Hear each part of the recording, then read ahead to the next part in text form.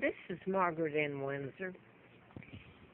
I have to use the name Peggy Ann Dempsey Childers, showing my bedroom or studio or whatever it is, a room here. I was kidnapped in 41 and brought to Moulton, Alabama, and given the name of a twin, Peggy Ann Dempsey. I married Childers. Maybe I said that. I'm kind of tired now. I was just looking back. I wrote a medical malpractice book, 75 to 80, April Fool's Day of 80, when I was almost killed. And let me go ahead and say this right here. I should have died. I made it, if you call that making it. I was illegally taken across the state line to Huntsville, Alabama, where in mid-May of that year of 80, I went to work for the district attorney's office, Fred Simpson.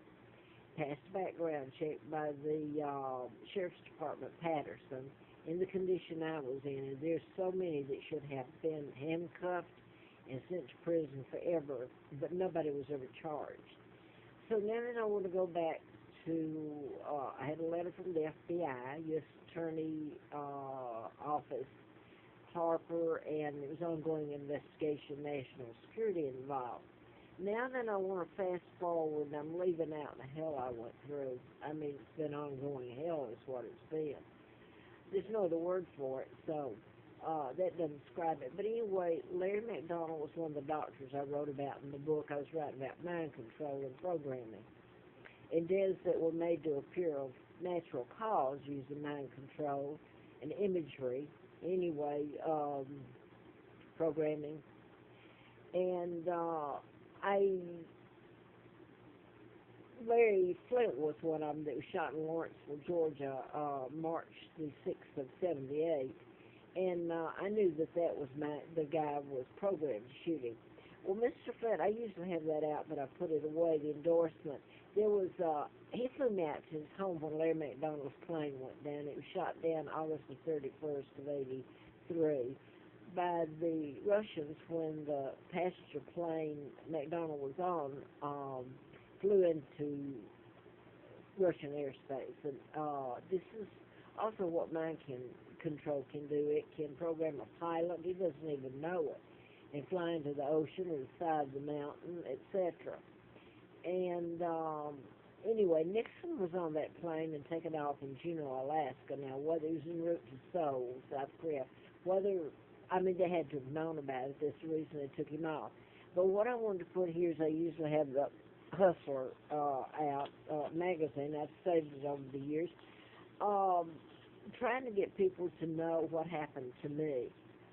Because they left me, I was left not able to get a job or blocked in getting a room or anything. So it's been hideous. And then a label every name in the book. So here's what happened. I don't care who told them to do it. It's wrong. And let me say this. Every TV station in Atlanta, when I was down there doing the book, knew exactly what was going on. So I wanted to go back to an article. I was putting some things up. I'm just going to go back to an article. I came here in 86 October, cold as heck. And on the bus was a lady from Great Britain. And now I started finding out about my real name in late 83. And the Brits told me. But anyway, I was on the bus, had to get off, and had no money. I was just left walking from one place to the other. Nobody would touch me. It was like I had a virus because not that they doubted it. They knew I was telling the truth. That's the problem. So I wanted to go to these articles that, there was a lot more and I've lost them. Then suddenly they stopped, but now that it's on, the Roanoke Times is owned by somebody else. It's not owned by the people that owned it then. But I wanted to read from it. I wrote about the mind control murders, and I was just going back at a marshal that back then I knew, Conrad in Marietta. He was also talking about, I had said that Martha Mitchell was murdered. They had made this appear of natural cause, and that was I was writing about Warren and Rosetta Matthews, who were pathologists at Piedmont Hospital. That's where Larry McDonald was urologist. Was a U.S. congressman. And they knew how deaths were made to appear of natural cause, and they were gunned down in Cobb County. And the people that shot them, one of the girls they even said in court was under hypnosis. And that was Buddy Darden, and the odd thing, he was the DA. He ended up running against me in that campaign in '83. So I want to go to this, or I won't read it. It's horrible. Really, it's a flip side of who I really am. But anyway, this was, they picked up on it. I was up here, yeah. They picked up on it. First of all, let me clarify this. I had a book Jack Hartsfield gave me, Puppet on String, and it's about mind control and puppetry. You become an agency or a person's puppet.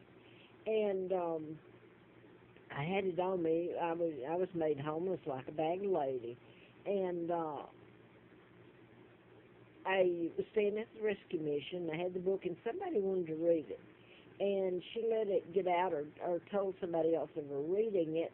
And next thing I know, I'm called outside, and I'm told that I can't stay there anymore. I'm frightening the residents.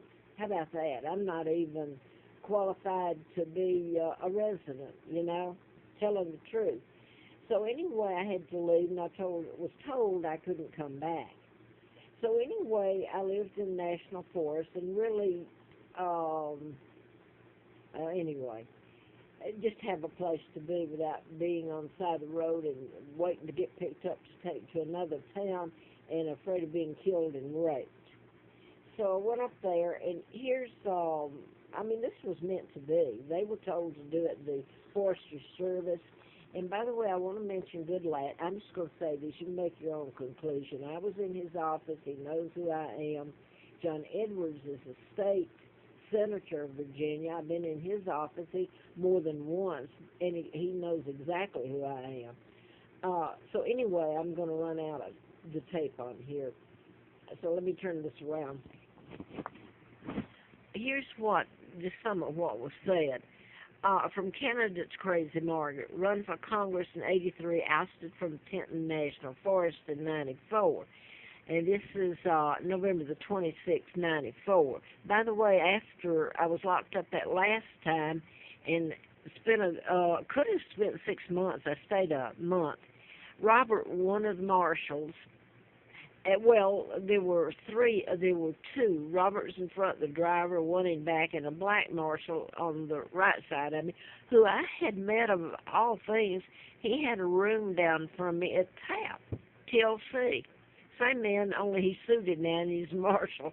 But anyway, they took me back to the rescue mission where I had told the truth. The book got out of my hand, and hey, that's part of this whole thing. Nobody wanted to address it or hear it. They'd rather say you're crazy, or like the mind control victims that are James Holmes and Russell Yates' wife, Andrea. Can you imagine being under mind control? You can't stop it, don't know you're going to do it, and kill your kids, and then she's put in prison and given drugs. Mind control has nothing to do with mental illness. But I wanted to go ahead and read this. 11 years ago, Peggy Childers was among the congressional hopefuls in a race to succeed U.S. Representative Larry McDonald. The Cobb County conservative who was billed, I don't know what that says. It's now. She slimmed to none, I think. No. Conservative who, something, I can't read it. They're starting to talk about McDonald shot down over Soviet airspace. Now dubbed Crazy Margaret by hikers along the Appalachian Trail. Childers is in a homeless shelter in western Virginia, ousted last week by a U.S. magistrate from the tent she called home in the National Forest. Folks can't just stay there. Those hiker shelters aren't meant for people to set up residential living centers, said Virginia Assistant U.S. Attorney Ken Sorensen, who prosecuted the case. It's the third time Childers